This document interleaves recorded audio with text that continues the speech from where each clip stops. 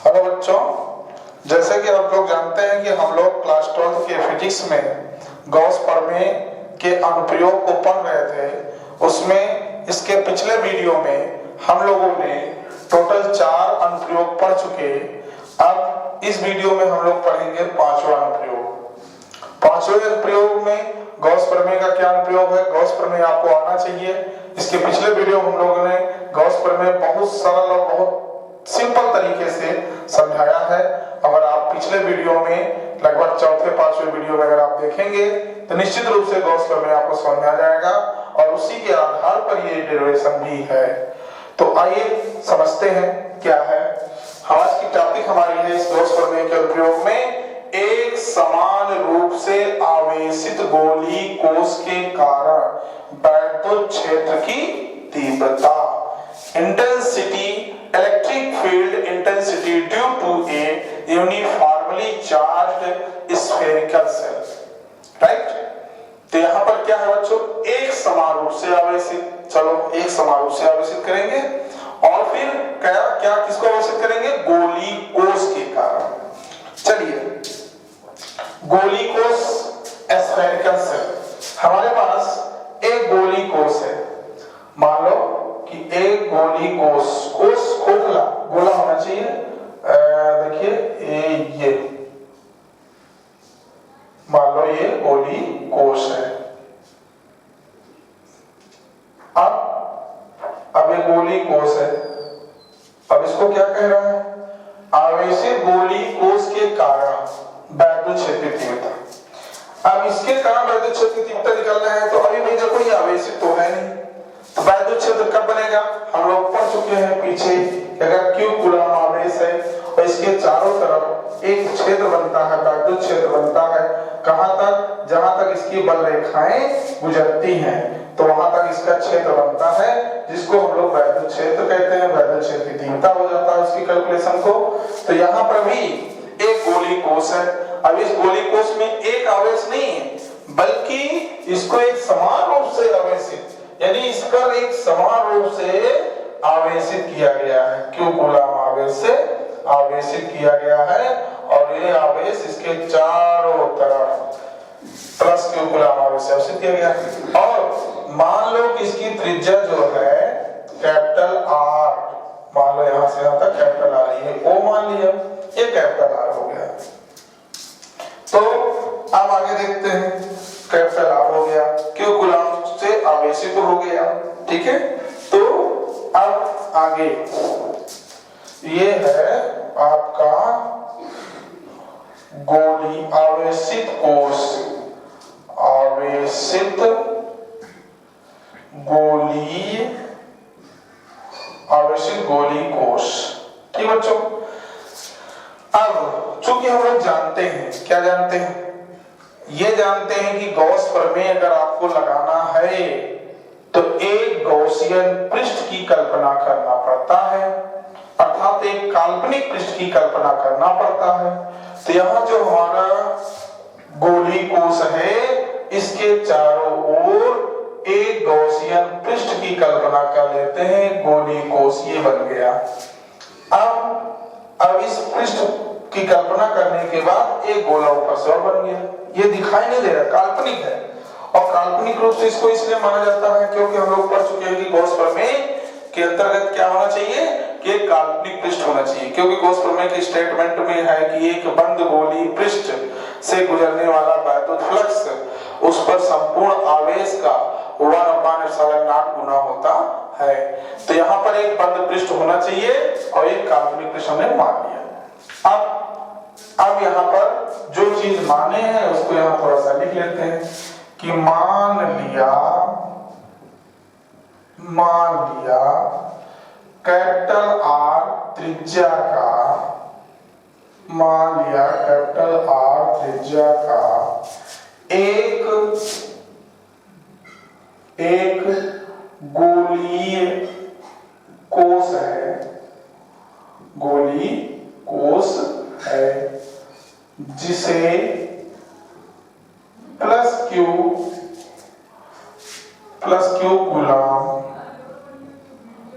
Coulomb आवेश से plus Q coulomb आवेश से आवेशित है, आवेशित है। अब बच्चों देखिए, अब इसका अगर वैद्युत क्षेत्र की तीव्रता निकालना है तो इसमें तीन स्थिति बनेगी। आवेशित है, इसके वैद्युत क्षेत्र की तीव्रता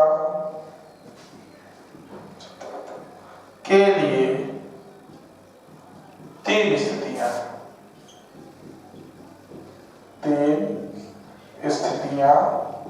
हैं। नंबर 1, अब ये जो गोली कोष है, एक बार इसके बाहर निकालेंगे, एक बार गोली पृष्ठ पर निकालेंगे, एक बार गोली पृष्ठ के अंदर निकालेंगे। तो सबसे पहले हम बाह्य बिंदु पर निकालेंगे, वाह्य बिंदु पर। अब जरा देखिए, वाह्य बिंदु पर हमको क्या निकालना है? वैद्युत क्षेत्र की तीव्रता। तो मान लो वाह्य बिंदु आपका ये बिंदु यहाँ पर जो ये बाहर बना हुआ है, क्वेश्चन पृष्ठ बना है आपने, ए है वाह्य बिंदु, और वाह्य बिंदु P मान लेते हैं इसको, और इसकी त्रिज्या स्मॉल r मान लेते हैं, जो काल्पनिक पृष्ठ बनाए हैं स्मॉल r, और जहां पर बनाए हैं वहां पर एक लघु अवयव, लघु खंड, लघु भाग मान लेते हैं। तो इसका क्षेत्रफल क्या होगा? इसका क्षेत्रफल होगा, छोटा भाग है तो dA मान लेते हैं, या ds, a माने एरिया, एरिया माने क्षेत्रफल।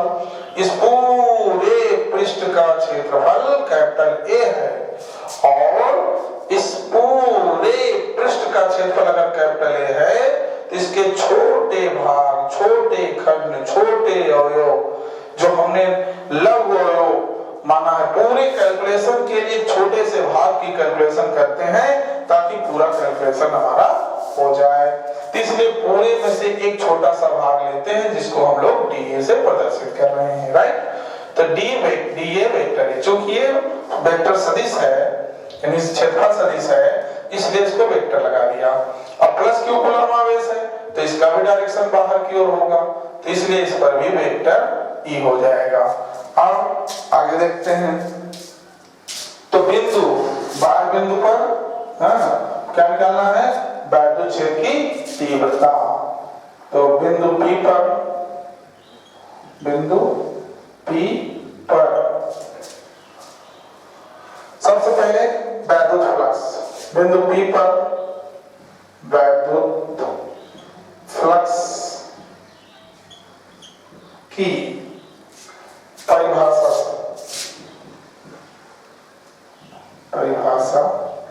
से वैद्युत फ्लक्स पर परिभाषा हम लोग पढ़े हैं, d phi E equal to vector E dot dA। इसका यूज हम लोग पीछे डेरिवेशन में भी किए हैं। तो d phi E equal to vector E dot dA, इसमें फार्मूला लगेगा vector A dot vector B बराबर AB cos थीटा, राइट। तो यहाँ पर भी d अगर उधर जाता है तो इंटीग्रल मार्क्स हो जाता है, phi E equal to integral marks पूरा बंद पृष्ठ के लिए, ये एरिया हो गया। फिर A डॉट B का सूत्र लगाएंगे तो E dA cos थीटा हो गया, राइट बच्चों। अब जरा गौर से समझिए, E और dA का डायरेक्शन देखिए, E और dA का डायरेक्शन क्या होगा? E वेक्टर E और dA एक ही दिशा में है, तो थीटा इक्वल टू हो जाएगा, तो थीटा इक्वल टू 0 अंश, क्योंकि समांतर है, cos 0 अंश बराबर 1 होता है। तो इस तरीके से अगर हम देखेंगे तो phi E equal to E का मान ले लेंगे इंटीग्रल मार्क्स dA cos 0 अंश, cos 0 अंश का मान कितना होगा? 1 होता है। और एक खास बात, इंटीग्रल मास 1 into dx इसका x होता है। अगर इस फार्मूले से अगर हम देखें तो यहाँ पर हो जाएगा phi e is equal to EA, right? क्योंकि इसके बीच में 1 है, तो विथ रिस्पेक्ट टू a 1 का अगर इंटीग्रल करेंगे a के सापेक्ष तो a मिलेगा, ये e मिलेगा, इसका वैल्यू 1 हो गया। अब क्या करेंगे बच्चों? गॉस प्रमेय से, गॉस प्रमेय से, गॉस प्रमेय से phi is equal to q upon epsilon naught, Gauss प्रमेय से। और एक चीज कि गोले का पृष्ठीय क्षेत्रफल, गोले का पृष्ठीय क्षेत्रफल a बराबर 4 pi r स्क्वायर। क्योंकि हम गॉसियन पृष्ठ के निकाल रहे हैं, p बिंदु पर निकाल रहे हैं, जिसकी त्रिज्या स्मॉल r है, तो इसलिए यहाँ पर स्मॉल r लिया। अगर ये वाले गोले का निकालते तो कैपिटल R हो जाता, तो इसलिए यहाँ पर ये 4r स्क्वायर। तो यहाँ वैल्यू पुट कर दो, phi e इक्वल टू हो जाएगा गॉस प्रमेय से q upon epsilon not, e को निकालना है, a की वैल्यू 4 pi r स्क्वायर। तो e बराबर अगर हम फाइंड करेंगे तो e इक्वल टू मिलेगा 1 upon 4 pi epsilon nought q upon r square. ये हमारा एक सूत्र का डेरिवेशन हो गया, ये हो गया न्यूटन प्रति कूलम। बट हम इसको एक फॉर्म में और चेंज कर सकते हैं, और वो क्या है? पृष्ठ आवेश घनत्व। तो एक फार्मूला होता है, यदि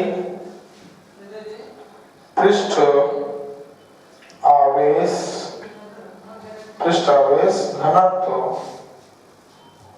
small sigma equal to q upon a,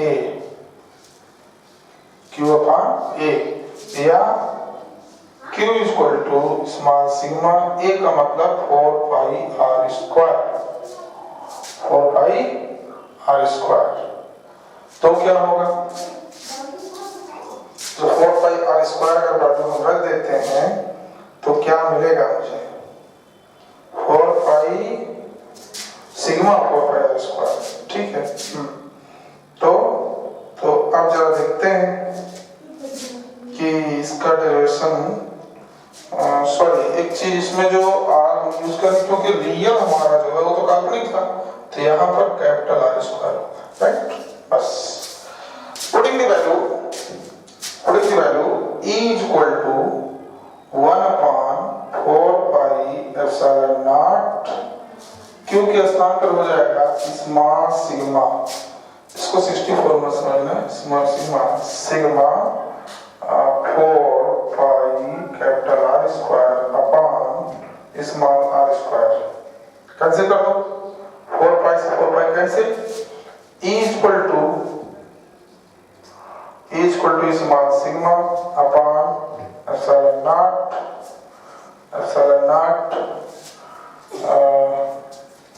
r square upon small r square, right?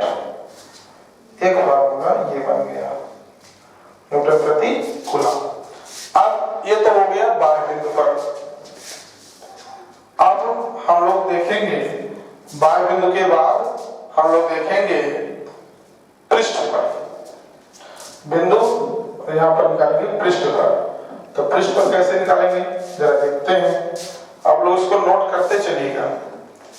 तो पृष्ठ पर कैसे निकालेंगे?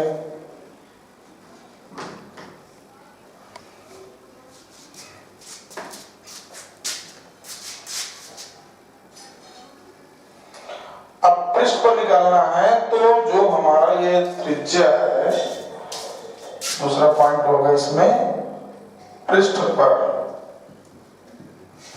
अगर पृष्ठ पर निकालेंगे तो स्मॉल r, पृष्ठ पर अगर निकालेंगे तो जो स्मॉल r है वो ग्रेटर है कैपिटल R से, कैपिटल आर से ग्रेटर है। तो E equal to 1/4 pi epsilon nought Q upon हम लोग निकाले थे स्मॉल आर स्क्वायर। तो चूंकि अगर पृष्ठ पर निकालोगे तो यहाँ पर रखना पड़ेगा small R equal to capital R, small R equal to capital R पृष्ठ पर। तो फार्मूला हो जाएगा E equal to 1/4 pi epsilon nought Q upon capital R square, ये हो जाएगा। और जो दूसरा फार्मूला था अभी जस्ट जो निकाले थे E इक्वल टू निकाले थे small sigma upon epsilon not capital R square upon small R square, right, ये था। तो अगर इसको हम रखेंगे R equal to capital R रखने पर तो क्या मिलेगा हमें, यहाँ जो स्मॉल आर है उसको कैपिटल आर लिख देंगे। E equal to small sigma upon epsilon not capital R square upon capital R square cancel, E equal to आ जाएगा small sigma upon epsilon naught Newton प्रति कूलम। ये डेरिवेशन हो जाएगा हमारा कहाँ पे, पृष्ठ पर। अब डेरिवेशन करना है क्या कि पृष्ठ के बाहर, अब पृष्ठ के बाहर अगर डेरिवेशन करना है तो गोली पृष्ठ का बाहर, सॉरी बाहर नहीं, बाहर तो हो चुका है, अंदर पृष्ठ के अंदर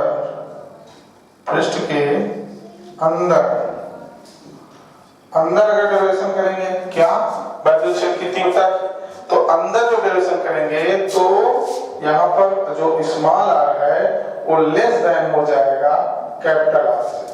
अब इसके अंदर अगर डेरिवेशन करेंगे तो एक त्रिज्या यहाँ पर एक इसको और ले लेते हैं, गॉसियन पृष्ठ ले लेते हैं।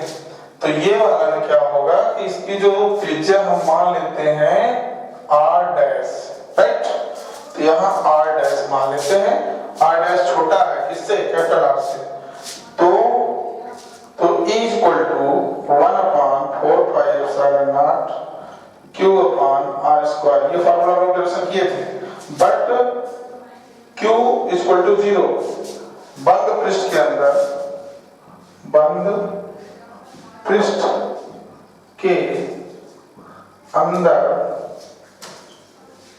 अंदर आवेश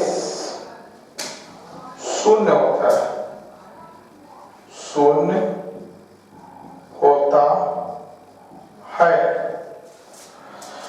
तो यहाँ पर Q इक्वल टू 0, तो E इक्वल टू क्या बन जाएगा बच्चों, 1/4 pi epsilon not 0/r square, तो इसको भाग देंगे, गुणा कराएंगे तो E इक्वल टू क्या मिलेगा, 0 मिल जाएगा न्यूटन प्रति कूलम। तो ये जो है हमारा कंप्लीट हो जाता है पृष्ठ के अंदर वैद्युत क्षेत्र की तीव्रता।